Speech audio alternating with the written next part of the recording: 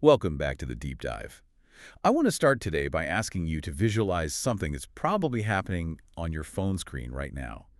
It's it's a kind of ghost story, Okay, a ghost story. but not the kind with haunted houses. It's the kind that happens on like Twitter. I'm intrigued. Twitter is usually more of a horror story, but go on. I'm talking about the rumor mill, specifically the one around the iPhone 17. 17, I mean, that phone hasn't even been announced yet. Does it even exist? Exactly. It doesn't, not officially. But if Yeah. you look online, you'll see these vicious arguments Oh, happening. I've seen them. People are fighting over the screen design. Is it going to have a notch or that pill-shaped cutout? And the renders, the leaked images look so real. Incredibly real.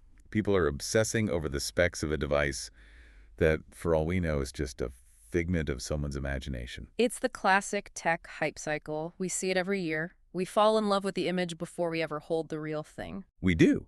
But today's deep dive is going to take that modern obsession and connect it to something. Well, something ancient. We're looking at a document called Master Insight, #371. Dated February 19th, 2026. And it makes a claim that, frankly, sounds insane at first. It argues that the iPhone 17 rumors and the legend of the Fountain of Youth are the exact same thing. It sounds like a stretch, I know. But when you spend time with the source material, you realize it's a terrifyingly precise comparison. It's not just a metaphor. It's what? An analysis. An analysis of a psychological flaw in our species. So our mission today is to unpack this master insight. We're going to look at a pretty radical deconstruction of human history. The source material views civilization not as this steady march of progress, No, not at all. but as a cycle of what it calls visual fraud, and to use a much heavier term, psychological murder. It's a very heavy term. Yeah. But when you dig into the logic provided in the text, you start to see why they use it. Okay, so what's the core premise we're exploring? The core idea is that humanity's obsession with immortality, whether that's alchemy, the Fountain of Youth, or even modern medicine, has been a massive calculated distraction. A distraction from what? From our environment, from the idea that we are being poisoned by our immediate surroundings. The argument is that while we're busy looking for a miracle cure, we're ignoring the toxic air and food that are actually killing us. Okay, let's unpack this. The source material seems to lay this out in three parts, right?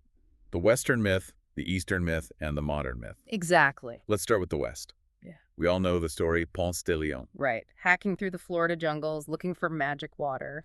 We usually frame that as, the age of exploration. Maybe a little naive, but romantic. But the source material takes a much more cynical view. It calls legends like the Fountain of Youth a maliciously created lie. Malicious. How so? Just to fool people. To control them. I mean, think about the design of these myths. The cure is always mysterious. It's always far away. It requires a dangerous journey, luck, divine favor. So it forces your gaze outward, right? You're looking at the horizon. You're looking to distant islands or up at the heavens. And if you're looking at the horizon, You're not looking at what's right in front of your face. which is what? The dirt, the sewage, the smoke from the forge. You aren't looking at the dirty air you're breathing.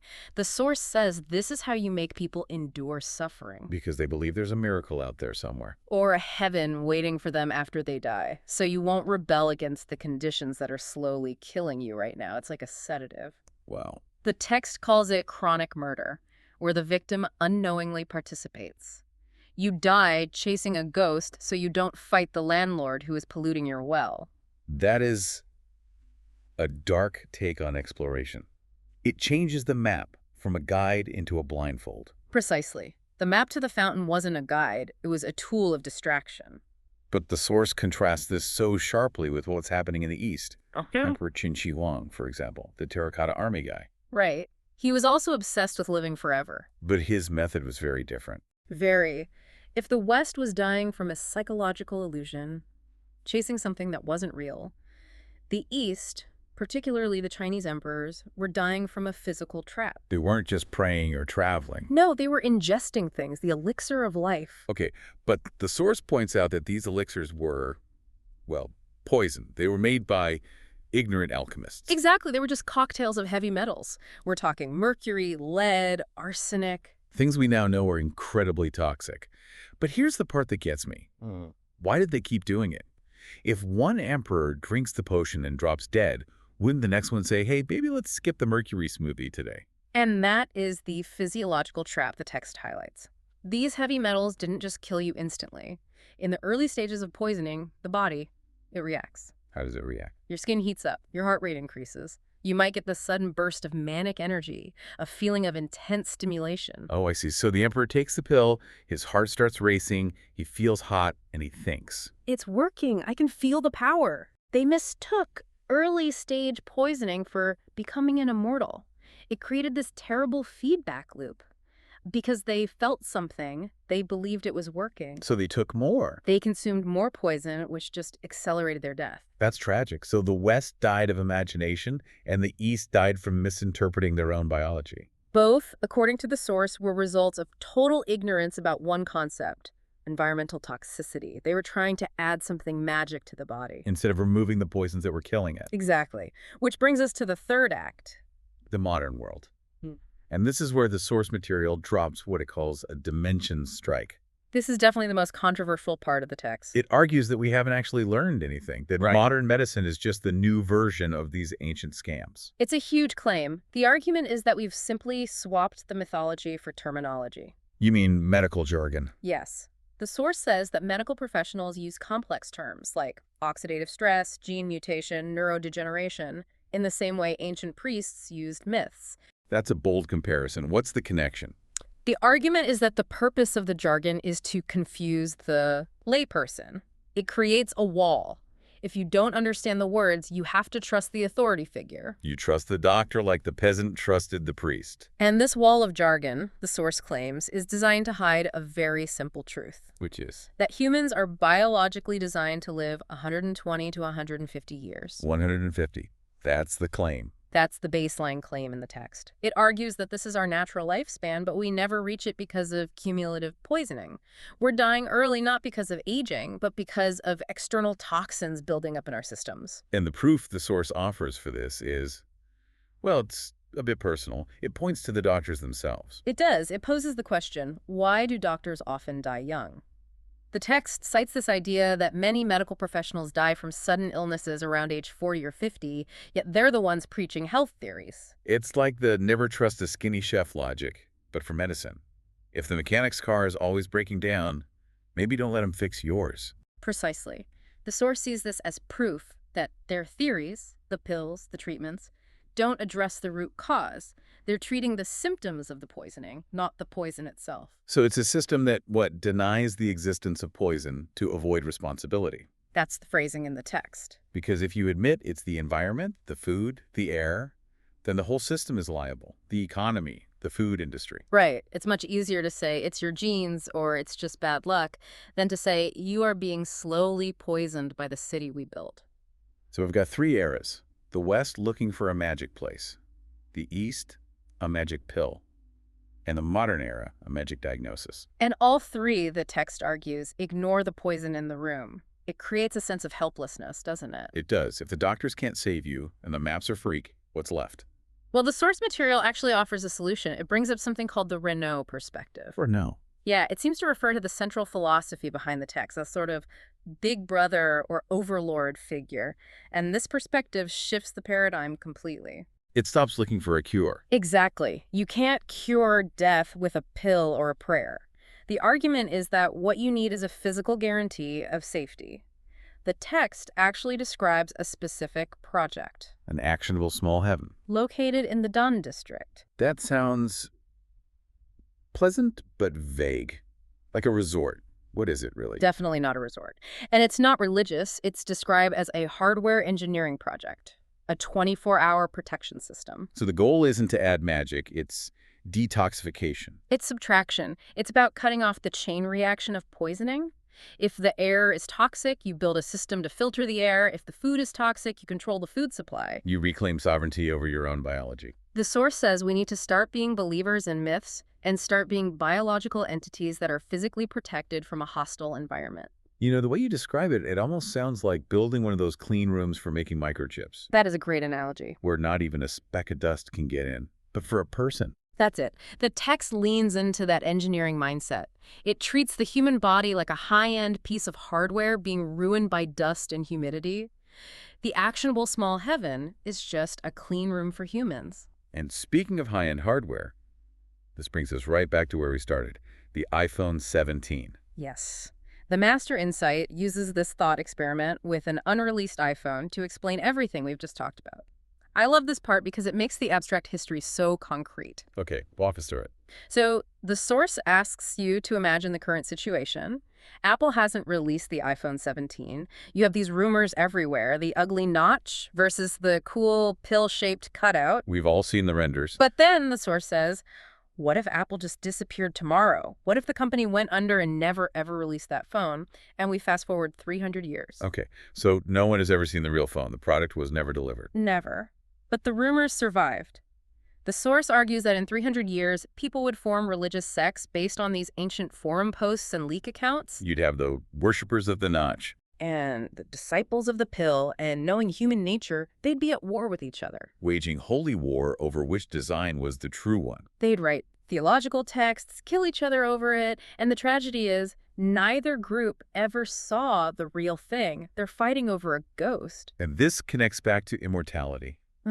How? The source says this is exactly what happened with the fountain of youth and the elixir of life. People have spent thousands of years fighting over methods and theories. The rumors of immortality. Without ever seeing a successful result. No one has ever met the guy who actually lived to 150. There is no product. Exactly. It is, to use the idiom from the text, satisfying hunger by drawing a cake. You're just eating a drawing. And that idea of a drawing leads to this other point in the text, visual fraud. Yes. How we get tricked by high-quality images. It compares ancient oil paintings to modern 3D renders. So back in the 1500s, a scammer would hire an artist to paint a beautiful, realistic picture of the fountain of youth. And your brain sees the detail, the light, the beauty, and it thinks, this must be real. Because why would someone paint it so convincingly if it wasn't? And today? Today, tech leakers use 3D rendering software to create a hyper-realistic image of a phone that doesn't exist. It looks like real metal and glass, and our brain makes the same mistake. We mistake high resolution for truth. We think, it looks so real, it must be coming out next month. But it's just pixels, just like the painting was just oil. And the source says this is a flaw in our nature. We're visual animals, easily hacked by a good rendering. Whether it's picture of a phone or a picture of heaven, if it looks good enough, we stop asking for the physical evidence. And while we're all staring at the pretty picture, we're getting poisoned. That is the crux of the master insight. The visual desire for the shortcut, for the pretty lie, is what allows the real poisoning to continue. We'd rather look at a render of a perfect future than the smog outside our window. It paints a picture of humanity as, well, pretty gullible, but also desperate. Desperate is the key word. The source says this whole system works because of our DNA. We have a DNA instinct to survive. It's like a dormant volcano. All a scammer has to do is drop a little spark of hope into that volcano. You can live forever. Right. Or, this pill will fix everything. That spark hits the survival instinct and logic just goes out the window. It becomes an uncontrollable impulse. We want to believe so badly. So this Rono solution, the detoxification project, it's claiming to be the only thing that isn't a render. That's the claim. It's framing itself as the anti-myth. It's saying, I won't give you a story, I won't give you a fancy word, I will give you a physical wall that blocks the poison. It's shifting from software stories and faith to hardware, engineering, protection.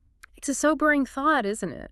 We like to think we're so much smarter than the people who bought mercury pills from an alchemist. We look back and laugh at their ignorance. But if we're buying a supplement based on a 30-second TikTok video from a doctor who looks exhausted, are we really that different? The tools of the scam have evolved. Oil paint to CGI, mythology to biochemistry. But the scam is the same, and the result is the same. We get distracted, and we don't fix the actual environment. We're fighting over the notch versus the pill, while the phone itself doesn't exist. And the house we're standing in is burning down. So what does this all mean for us? For you, listening right now, we aren't emperors. We aren't chasing Ponce de Leon. I think the takeaway is about skepticism and grounding. When you see a promise of health, of a tech utopia, ask yourself, is this a render? Is this a pretty picture designed to bypass my logic? Or is there a physical reality behind it? Exactly. The source suggests the only magic is in the mundane reality of clean air and clean water. It's not sexy. It doesn't make for a great oil painting or a viral tweet, but it is the only thing that's physically true. It's the difference between drawing a cake to satisfy your hunger and actually baking bread. That's a perfect way to put it. One looks perfect but leaves you starving. The other is messy, but it actually keeps you alive. We've covered a lot of ground today, from the jungles of Florida all the way to the iPhone 17 rumor mill. It's a wild connection, but once you see it, You can't unsee it. It definitely changes how you look at your newsfeed. And maybe your medicine cabinet. absolutely. Well, that brings us to the end of this deep dive. We hope this master insight gave you something to chew on. And maybe, just maybe, it'll make you take a second look at the air you're breathing right now. Thanks for listening. We'll catch you on the next deep dive.